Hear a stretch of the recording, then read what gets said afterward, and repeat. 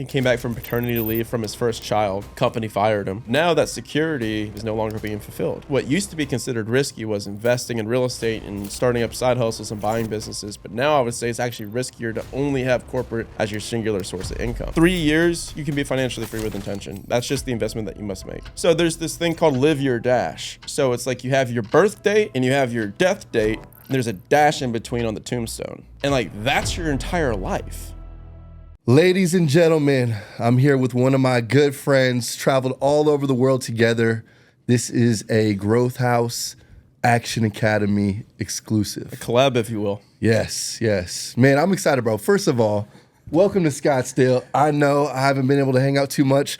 We just had our last immersion event, but bro, it's amazing seeing you, man. Dude, we've been global. Let's actually You and I have start, traveled. You and I have honestly. traveled across the world. I want to talk about something real quick. Yeah. So, delayed gratification. Yeah. Pisses me off. Okay. I want to talk about it.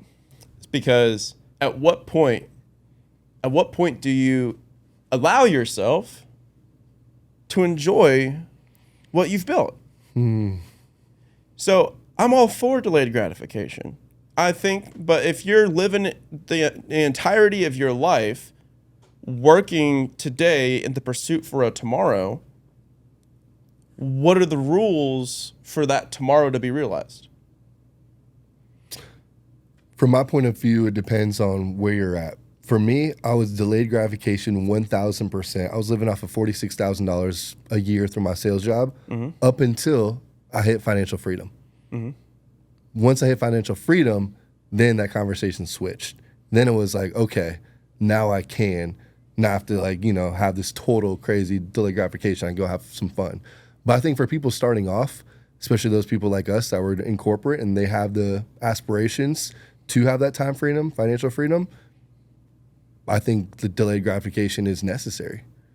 What's your thoughts there? Because it doesn't take that long. I think that's also what people don't realize. Yeah, that you do a great job of explaining. It's an investment. I know so many people that are worth so many millions of dollars, and they're still they're 45. They're still delaying gratification because they are at 4,000 units and they want to get to 10,000 units.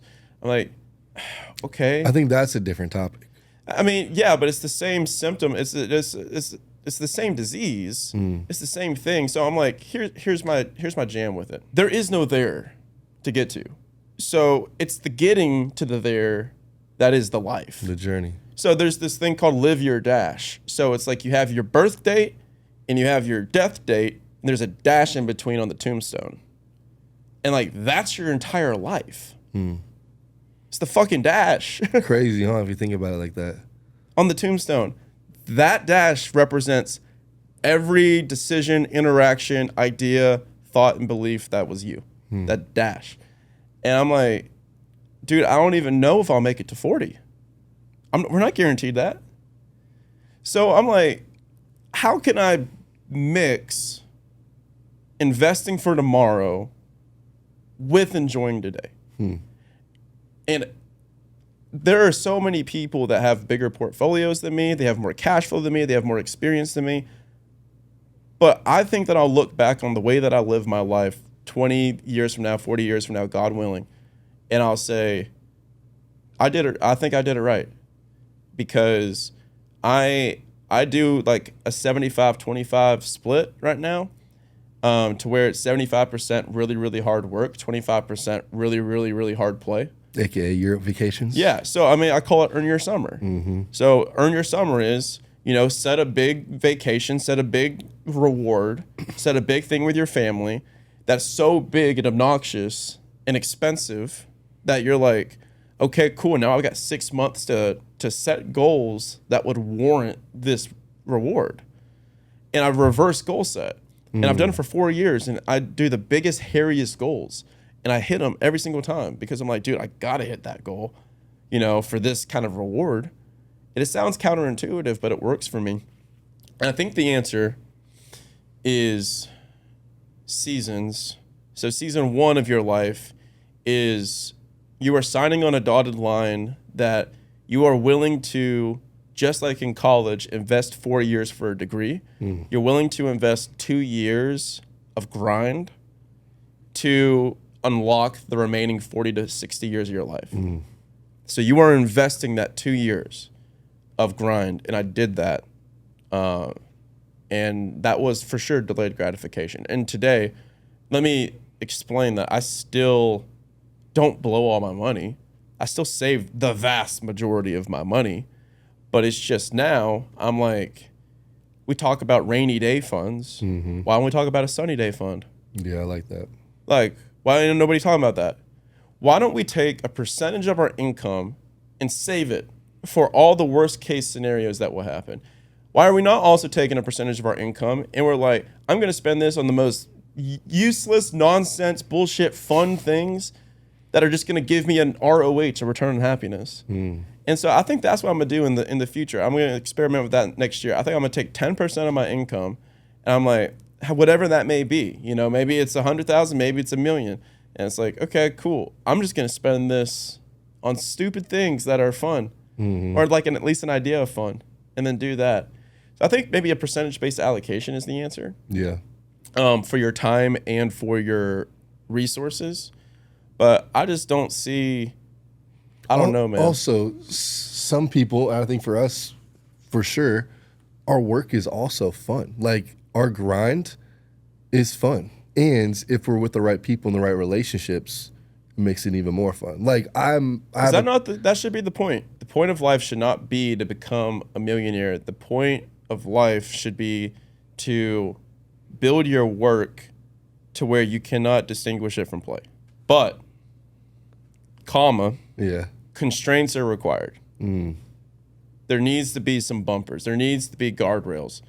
Because if I could go back to me at the beginning of my entrepreneurship journey, post-financial freedom.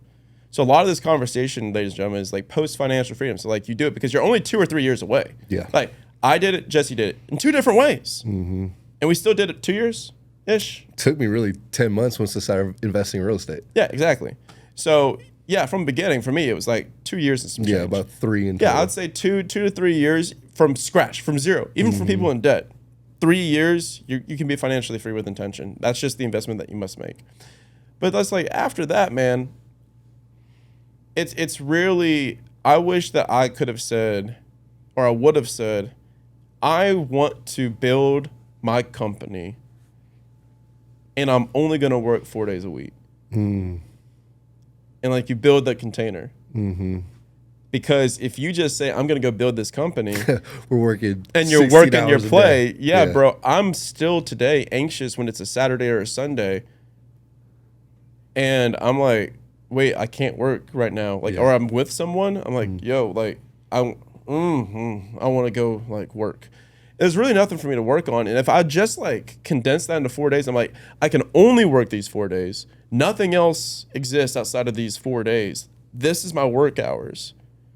And if I would do that from the beginning, I think I could have built the same. I really think I could have built the same business, but with constraints. So that's why when everyone's like, oh, I'm too busy. I got my kids. I got soccer practice. I got everything. I'm like, good. Stop bitching about it and start like celebrating your constraints. You need to celebrate your constraints because your constraints, they're going to force you to be better at hiring, better at systems, better at processes than I am. Because I'm going to absorb all of that work into my personal life. But you can't. You don't got the option. You got to build constraints. What do you think about this?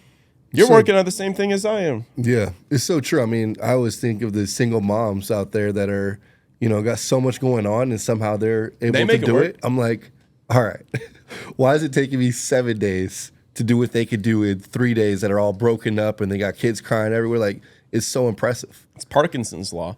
The amount of work, the work expands to fill the time allotted for its completion. Yeah. So it's the same thing when you were in a college and you have this midterm that's due or at the end of the semester or whatever, and you wait until the last week and then you somehow complete the entire semester's worth of work in a week in a project and you knock it out.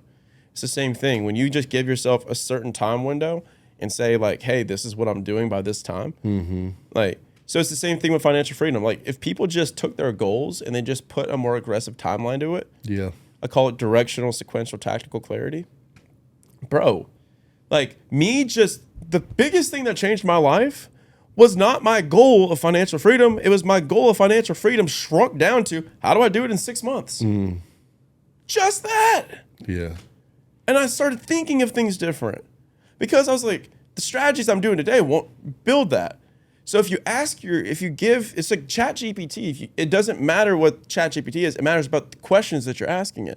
So it matters the same thing with your brain. You have to ask your brain certain questions certain ways, and you need to give the proper prompt to give you a response because your brain's really good at coming up with the responses. So it's just like, if I would have just built that and been like, yo, how do I do this in 6 months? I figured it out. Yeah. I want to talk about spheres of influence because they're very important. So in life, you have 3 spheres of influence. And so you've got like this giant circle that is like work. You have this giant circle that is relationships. And you have this giant circle that is self, like, personal development, self-care, right? And so these different spheres it's like sized in comparison to the amount of time, energy, and effort you're spending on them. So it's like, for me right now, my work is like this massive circle. My relationships are like this like tiny circle, and then myself is like a medium-sized circle. So then if you ask me like what's important to you, I would say relationships, both like romantic relationship and then also friend relationships and family relationships. But then I look at my spheres of influence, I'm like, visually I can see the discrepancy. Yeah. I'm like, yo, where's the relationship that I say I care so much about? Because we look at Richard Branson and we look at Tony Robbins, I don't think any of us are jealous about their billions of dollars. I think we're jealous of their community and their network. Yeah. Like, God dang, dude, you're friends with like the coolest people ever. Rogan. I'm like, damn, you're friends with the coolest people ever. And so I'm like, where's that on my calendar? And so now I'm just doing this whole anti kind of blank space movement. There's a need for blank space sometimes just to have some margin, just for you to think about things. But when it comes to my leisure, at this point, I'm like, bro, I'm just putting things on the calendar. Yeah. Just show me your calendar and show me your bank account, and I'll show you your priorities. And so now, like tonight, I had it on my calendar. I was like, Monday, Tuesday, Wednesday, I'm doing dinners with people, and I'm gonna go get six seats at the table. I'm gonna fill every seat. And so I had the dinner on the calendar, and I was like, now the only thing I gotta do is fill these seats. Dude, talk a little bit. I've got this thing, another thing I'm working on, which is, it's what work should you do? Like what type of work? Because the work that you choose to work on is more important than hard work itself. So what work are you choosing to work on, and why? Doing too much right now. I need to delegate more. But for me, it would be only things that drive revenue. That's literally what I'm trying to focus on. It's like, all right, build out the team. I'm a little bit behind you in building out my community in a sense of, the team. And so it's like, okay, what's my superpower? It's connecting with people. It's going out there, being the face, having these introductions, getting also other people to make introductions for me. Well, that's the thing that only I can do. So I guess the things that only I can do that are also in my superpower, and then also bringing in the revenue for the company. Okay, so what revenue would make you happy? A certain number. Yeah. For us at this next event. Is it just event revenue? Is it total revenue? Like what are you aiming for? Right now we're aiming for kind of a combination of revenue from the members and also sponsorships. Okay. So a combination of that. And then we're trying to figure out on the back end how we tie this all together. Because right now it's very much just event based. Have these 2 awesome events. Everyone's like, oh my gosh, this is incredible. And it's like, all right, we don't have the structure, we don't have the follow up, the thing in between. Exactly. Sure, I host private dinners for a lot of people, and I love doing that. But how do you make this model more efficient and also profitable? For sure. Have you asked them? Yeah, I have. We've played around with the idea of like a private member club. I know I've talked to you about that. I think it's bigger than that. Maybe it's also looking to start a fund where we do due diligence and invest together and have a board that kind of oversees that. These are all very fresh topics right now. One of the things that, just personally I've struggled with was once I was able to kind of do my own thing after corporate, I was just bouncing around trying different things. Yeah. This didn't work, or I face a roadblock, pivot. I'm sure a lot of people can relate to this. And then it's like my coach said, Jesse, stop all that, just focus on this one event coming up, knock it out the park, and then we'll figure out the model and also get the feedback and ask. And so that's literally, and honestly, that's one of the reasons why you mentioned like friendships pulling up and being a part of it. So I feel bad I was able to pick you up from the airport and, you know, some of that stuff in the very beginning, but it was like me figuring out, all right, I got to actually do this to get to that next step. And for me, it's getting that feedback from our people. So yeah, that's man. kind of where I'm at. I like it. I mean, so Paul Graham's got a really cool quote on work, which is like, just follow your curiosity. You know, so it's just like, you gotta say no to a bunch of stuff. And so for me, I look at ROI, which is return on investment. I look at ROE, which is return on equity. And then I also look at 2 other forms of ROE, which is return on effort, return on energy. Yeah. And most importantly, ROH, return on happiness. So an example of this is, I've got the connections to do multifamily or storage or mobile home parks, and I just don't want to, because that doesn't sound fun. So I don't want to. I think that's what rich is, man. Rich is optionality. Rich is not buying the Ferrari. It's about having the ability to buy the Ferrari. It's not about, you know, necessarily quitting your job. It's about having the ability to quit your job, or the ability to leave a job that's super toxic and do one that's less paying, that is a way higher quality of life. It's having the ability to be with your kids when you want to be, you know? So I think rich is all about optionality, and then also with optionality with what you say yes to and what you say no to. So it's like, now I flex the no muscle a lot more. You've been saying you want to buy boutique hotels and all this type of stuff for now a couple of years, but you're always like, but now, not yet. And I think that's a superpower of yours. Like, we're talking about saying no. When do you go to that next thing? Now. Not okay. Now. Perfect. That's the answer. For you now, but what about for someone who's just starting? They're trying to build that Action Academy, that first company, but they also have all these other things they want to build along with it. I can give a tactical answer. I can give like my answer, the real answer. So the tactical answer is build the cash flow machine first. So Action Academy is the cash flow machine that I could use to like dump all the profits back into all the rest of the stuff. Because honestly, dude, it's like, when it comes to real estate investing, I don't know if you've come to this conclusion yet, but in the beginning, like, you have like the meme where it's just like the different levels of like understanding. And it's like the guy in the very, very beginning, and then the guy, like the meme of the guy like freaking out, and then it goes all the way back to the guy at the beginning where it's just simple and stupid. But it's like, in the beginning, you're like, I'm going to use my money to buy real estate. Yeah. I'm going to save up money. I'm going to buy real estate. And then it goes to level 2 where you're like, I'm going to raise capital to buy real estate. And then level 3 is I'm going to start syndication to buy real estate. Level 4 is I'm just going to use my money to buy real estate. It's kind of what it all comes back down to, because like, I haven't met a happy syndicator recently. They all are very stressed out. Stressed because you've got another job, dude. You got 500 investors that you're responsible for. And so for me, do I think it's the wrong path? No, it's just not my path. And yeah, sure, I'll raise money in the future. I'm about to raise a little bit right now, you know, but it's a small amount, it's like $1 million that I'm doing right now for this development deal that we're going to do. But it's, dude, like for me, I'm like, why would I like build myself another job? And so I'm just wanting to buy these things in cash, you know, and just like buy the commercial properties in cash and just say, okay, cool, I own this thing. So the answer, that's the tactical answer, is like, start with your cash flow vehicle. Start with the business, or buy a business, build a business that produces the cash flow that you can dump into other projects. And then the honest answer is, I just did what felt more fun. Comma, I'd be lying if there wasn't a little intimidation. Not because I don't think I'm capable, but I'm like, oh, that's new, you know? You know, because I've got all these people in my DMs that are trying to give me money, but it's like, I haven't raised it, you know? So it's like, what if they say no? Which is stupid. I bet you I send 10 text messages and raise it all. I was going to say, yeah, especially for $1 million, you're going to have zero problem. Yeah, I know, exactly. I'll do it in like 2 days. And once I do it, then I'll have that confidence, right? So it's like, again, I have to follow my own advice, but it pisses you off a little bit because you're aware of it. So it's like, you don't wait for the confidence to take action. You build the confidence by the taking of the action. And so I'm about to do that now. So we're doing a $13 million project.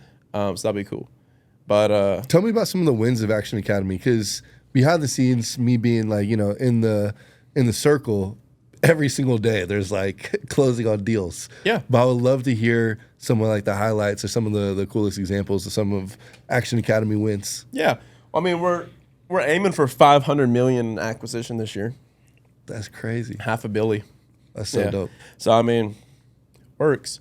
So I'm like, why am I stressed about things? Like, it's working. But we just are obsessed with making it better. Yeah, dude. I mean, people are leaving their jobs left and right. They're closing on things left and right. And a big win that we just had recently was we had a guy that was working like a $300,000 six-figure job, sales job. Company, he came back from paternity leave from his first child. Company fired him. Damn. Yeah, let him go. And, job security, man. Jobs are all about job security, man. So that's a whole other thing that we could talk about real quick is, so employment is a contract that you sign that literally says, I'm giving up my time, my family, my relationship, and myself to come expand and grow your company, your business, your thing. And in exchange, all I ask for is security and an ability to pay my bills and live my life. But now that security, that side of the contract from the corporate side of the perspective is no longer being fulfilled. So people need to start waking up and saying, yo, what used to be considered risky was investing in real estate and starting up side hustles and buying businesses. But now I would say it's actually riskier to only have corporate as your singular source of income. So this guy joined Action Academy a year ago, and he joined before he really wanted to quit his job, right? And so now he's got all these connections, he's got all this knowledge, so he gets fired, newborn child. But now he's set up. He's dangerous. He's got the connections. He's got the cash flow. He's got capital saved because he's been like in the background preparing just in case this happened. And now he's coming from someone that's like scrambling to get another job to he's the guy that's under contract in that $1.9 million company. And then I immediately said, how much you need to fund it? And he's like, all right, well, we need like probably 200. I'm like, done. So he's going to get that business $0 down. I'm going to fund it. That's so dope. And so hopefully, fingers crossed, we close that in July, August. Nice. It's a freaking Alaska tourism company. So it's where are you finding these businesses? Because that's not my wheelhouse. I don't find anything. My people bring them to me. Okay. I can tell you how they find them. Yeah, how do they find them? Yeah. Because this is a very like big topic these days. Because I feel like once the rates went up, they're like, all right, what's the new the new thing? Hot thing that we got to invest in? It's the small businesses. So walk me through how this works. Yeah, so there's two ways you can find them: on market, off market. So on market would be like listed by a broker on a website like Biz Buy Sell or something like that. So it's going to be publicly listed. It's like a Zillow. It's like the MLS. So that's one, and you can find deals there. There's the phrase, "Oh, that's where deals go to die." Not necessarily true. Like there's deals to be had there, especially for your first deal. Where the real money is made is in off market, which is like you're able to talk directly with the seller, negotiate your own terms, do seller financing. You're not going through an SBA.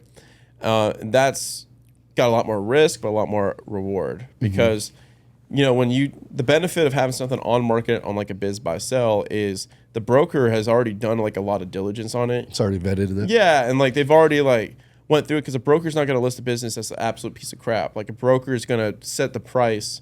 And they're going to have an understanding of what this thing is.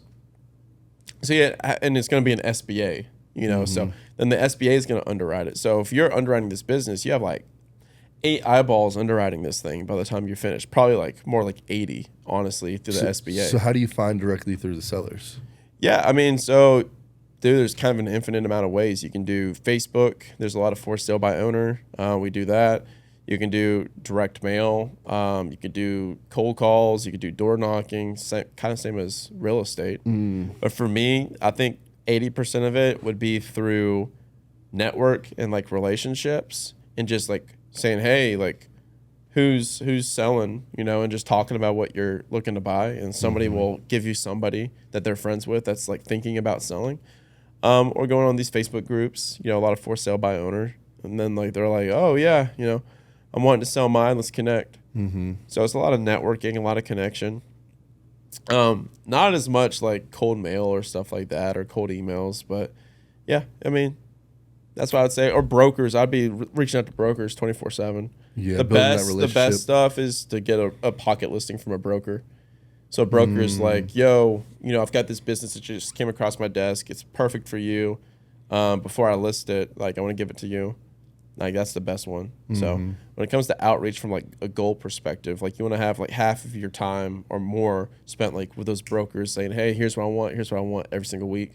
And then also like scrolling through those Facebook pages and DMing people like, hey, like send me information on this, That's what I would do.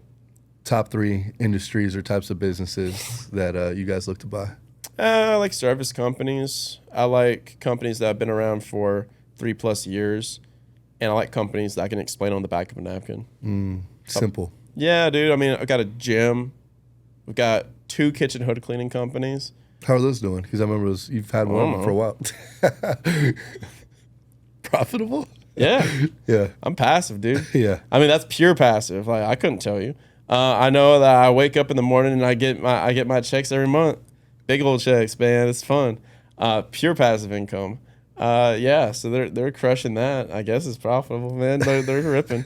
No, we bought for 1.6. So the yard, or am I supposed to say the company? Oh no, that's the yard. That's the gym. Okay. So the gym should be closing this fall, because we have to like build it out and everything. That's a new franchise location. So we bought all of Nashville. So we have the exclusive rights to opening any locations in Nashville. That's huge. Yeah, I know. I'm excited. It's sick. I gotta check it out. Yeah. You do a grand opening? Yeah, we will. All right. Yeah, we'll make it a big deal. So let's see. So then we got the 2 kitchen hood cleaning companies. So we bought one, and then we bought a competitor in the local market in Kansas City. So that's what we're closing on this week. We bought the gym. Now the Alaska Tourism Company. Walk me through that. That's like a kind of random from what I know from what you guys were looking at. The gym? No, the Alaskan Tourism Company. Oh yeah, dude. So this company is $1.9 million a year, and doesn't work during the summer. Wow. They do like snowmobiles, bobsleds, like skiing, ice skating, all the different stuff out in the winter and for Alaska. That sounds fun. Yeah, and then so they do 1.9 million with like 500,000 in profit per year, and the guy doesn't even work during the summer. He works like 5-10 hours a week. Damn. Yeah, and so they're like, we could just do stuff during the summer and double the revenue. Duh. So is there a lot of founder risk with that type of company? No, he's not involved. He's not involved. Yeah, at all. Like, so it's the team that's running it, and now I've got 2 people that are the operators that are gonna take the deal down, and that guy's one of them that got fired with the newborn, and so I'll be the capital. So I'll bring that down. So, I should be making like a 30 to 40% cash on cash on that. So I mean, you invest like $200K, like you should be getting back like we're projecting like $50,000 to $60,000 a year passive. From that ain't too shabby. But I mean, if you get a single family home. Yeah, but that's why I don't do real estate, dude. Like, I'm like, why would I invest $100,000 in real estate when I could go spend $100,000 on a business and get all this? But to my accountant's point, I don't need more cash flow at this point. I need more like tax savings and equity. More write-offs. Yeah, I need to marry a Latina real estate pro. Wait, what? You need to marry a what? Latina real estate pro. Oh, so then she can start helping you buy some homes? No, so I can write off my taxes. We need someone that's beautiful, supportive, wicked smart, got some good banter, and that's willing to put 750 hours in a year into real estate activities, whatever those look like. Maybe like managing an Airbnb and making it look pretty, and then we just travel the world for the rest of the year. That's all you gotta do. That sounds like a hard life, Brian. And then we get married, and then we have kids, and then we like shower them with love and affection, and we help you write off all my taxes. So everything's tax free. You did have a post that went viral. Essentially, you work, and then you just have a wife that has a $30,000 a year or $30,000 a month coffee shop. Work so hard that your wife can lose $30,000 a month in her coffee shop boutique combo. Yeah, that would make it viral for you. Yeah, but I want a wife that's like making some money from that. She's like, no, I'd rather make profit on that. Yeah, I want to make some profit. Yeah, that's the goal, man. How is dating, man? It's hard work. That is true. I talked to my coach, and my coach said, "What do you want in life?" And I go, "Okay, I want a relationship. I want this thing with my business. I want my podcast to grow. I want my brand to grow." He goes, "Okay, each week, 1 out of 10, how much effort did you spend last week on a relationship?" I was like, well, I deleted all the dating apps, wasn't talking to anyone online, and I wasn't going anywhere in person. I was just working from my apartment all day. Zero. Zero. And he's like, okay, well, how much did you talk about your podcast that you wanted to grow? I was like, okay, well, I didn't post about it at all. Didn't do anything, so 0. And he goes, okay, well, you're putting a 0 out of 10 effort. How are you expecting to get the results? And so a good question to ask was, what does a 10 out of 10 look like? That's what people are avoiding with dating and all this commitment is they're just afraid of being hurt. And they're afraid of it sucking. So I'm like, dude, and like me too, because I've been eventually like, you got to ask yourself a really important question, which is there's one of 2 things wrong. Same with you, dog. Like you kind of don't want a relationship. I think you're kind of getting into that, but it's like, I've been on hundreds of dates, dude, hundreds of dates. And so at the end of the day, there's something wrong with you or there's something wrong with your selection. Take accountability for that. You got to, dude. Yeah. And so I was like, okay, well, how can you say something's wrong with you if every single date is going poorly and nobody wants to talk to you again? That's a very clear indicator that there's something wrong with you. And then the next one is, okay, I'm like, okay, well, for the most part, no. There's sometimes where it's just not a mutual fit. But like 80%, 85% are like wanting to have another date, but I'm just not interested. So I'm like, okay, well, what's that? And so I'm like, okay, cool. It's the selection process. And so what I've been doing is I've been selecting, my hypothesis at least is that, I live a really big, crazy life and I'm selecting people that have no experience with that type of life, and just going out with like like how I feel after a lot of these dates is this was great. You're beautiful. You're lovely. Had a fun time, kiss goodnight. You should go date some dude that's a medical device sales rep that has a golden retriever. And then you guys can go into the park and go on a vacation once a year. That's what her dream lifestyle probably is. Yeah. That's most. But the thing is that I'm reminding myself is, like, kind of what Hormozy was saying is you just need to be right once, So it's like if you're not like 99% of people anymore, it's like you got to just find your one. And maybe it takes 100 dates. Find your one. And I'm okay with that. So I'm dating more intentionally now. I'm like, dude, I'm not going to keep going on dates if like just sexually, like I don't care anymore. Like I'm good. Like I just want someone that I can connect with, that I can see being the mother of my kids and stuff. Because I want to have kids. I want to get married, have kids. Dating's a lot different when you're actually intentional, huh? Yeah. But I mean, but here's a funny story that I've been telling myself is it's like I'm sitting over here saying, dating's so hard. And then my coach is like, shut up. Like you can go in your DMs, you got 100, go on Hinge, you got another 1,000. It's like, shut up. So it's not that it's hard, it's that I'm picky. And so, but the hardest part about it is that it comes when you're not looking. Pisses me off, dude. It's the thing that's pissed me off probably the most in my entire life. It's because it's something that I really want and I'm really intentional about. But I'm like, how can I want something so badly and be so intentional about something, but then like act like I don't want it to get it? It's so fucking stupid to me. It's so like counterintuitive. It's the one thing I have not figured out, which I guess is okay. Love. I think most people would agree with that. Yeah, you can't just have a CRM and go through your leads and find the one. I don't think. I don't know, man. It's different. I don't know. I'm going to just keep speaking it into existence. Every time I write stuff down on paper, it comes true, man. Yeah. But I mean, it's not like, I'm not like bending over backwards to like making it my primary focus where I'm like, I'm still keeping center. I'm still like keeping the main thing, keeping my goals, my relationships, my friendships, my vision, my mission. All is the center focus, God's center focus. And the rest, my issues, I just got to trust more in the plan. It's interesting because like it might feel like we're going off topic, but these are the conversations that we have behind closed doors, along with all my other boys who are entrepreneurs, and they're trying to figure this out too. So I think this is actually, this is real. Dude, we're all struggling with this, dude. Like, go look at those like Stephen Bartlett, Chris Williamson, like all these guys like Tim, like, bro, they're having the same struggles. It's not from a lack of optionality.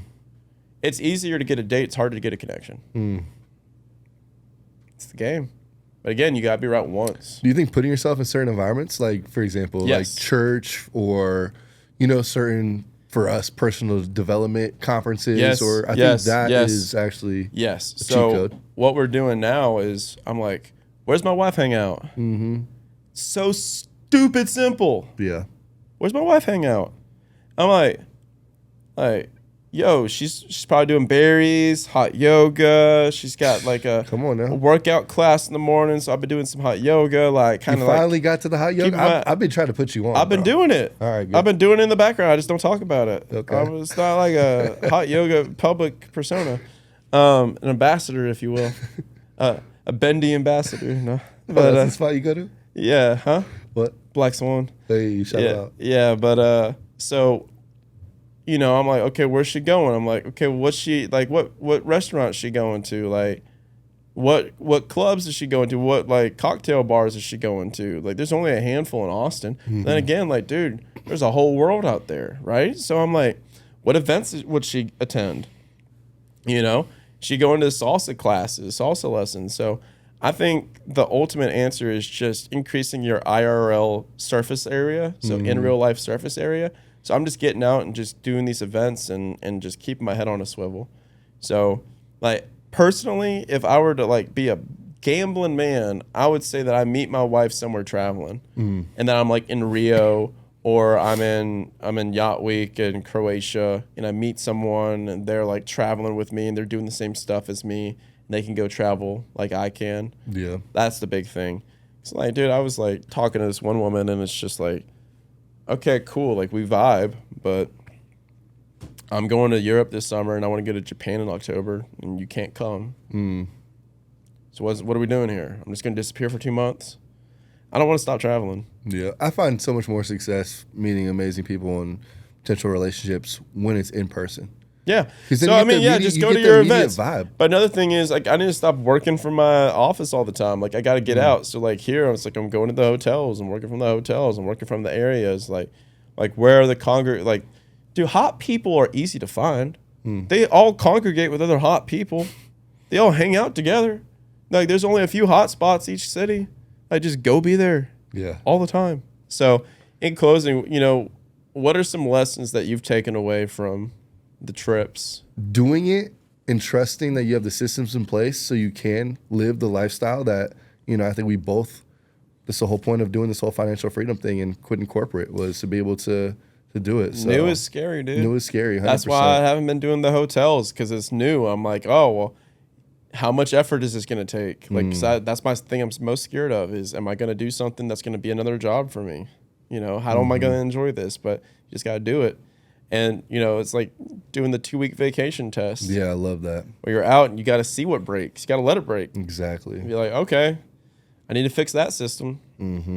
Ours is marketing. I'm like, how do we have a marketing system going while I'm in June just like chilling? So. What about you? Any top lessons? I mean, it's just that. It's like letting things break, and then that's like the point. You're like, I'm just gonna completely disappear, letting your team know, and then they have to learn how to solve things without you. And like that's the point of business ownership. So every single time that I go to these trips, I'm like, okay, cool. Like, well, let's get better each and every time. Yeah. And so the first year was bad. I was working all the time. Next year was better. This year was better, where like for the most part, like I still wanted to work some, but like me and you were mostly able to go do what we wanted to do. And then now this next year, I think I should be able to be wide open.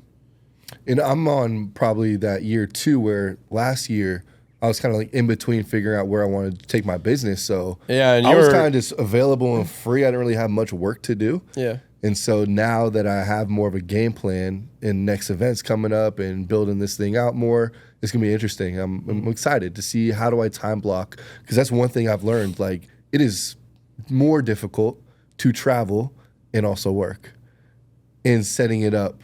I mean, you do a very good job at it, but I think it's just how I'm built, dude. I don't think that I've got an SOP for it. I just enjoy, like, look, my work and my play is like so intertwined. Yeah. That I'm like, dude, throw me anywhere and I'm still going to do the same. I'm doing the same schedule in Scottsdale as I am in freaking Spain. Where I'm like, okay, mornings it's going to be, I'm going to go get me a cappuccino somewhere from a sexy hotel lobby or like a sexy like ocean view, and I'm going to just work on creative stuff. And I'm going to think about frameworks and ideas and podcasts. And Then in the afternoon, I do all my meetings. But Well, hell should we wrap man. it up? So if people want to find out, I guess, more about both of us, because we'll post it on both, where are they going to find you? For me, Instagram, most active at the Jesse Ray. And what about you? At Brian Luebben. I'm the least employable person on Google. So you can go search me. It's worth the Google. A lot of things pop up. A lot of things pop up. Employers hate me. They hate to see me coming. What's your tagline for your podcast? Replace the job you hate with the life you love. The Corporate America's least favorite podcast. There you go. Cool. So guys, check out Action Academy. Check out Growth House podcast and Growth House with Jesse Ray, Corrigan. And with that, that's the show. We out. Boom.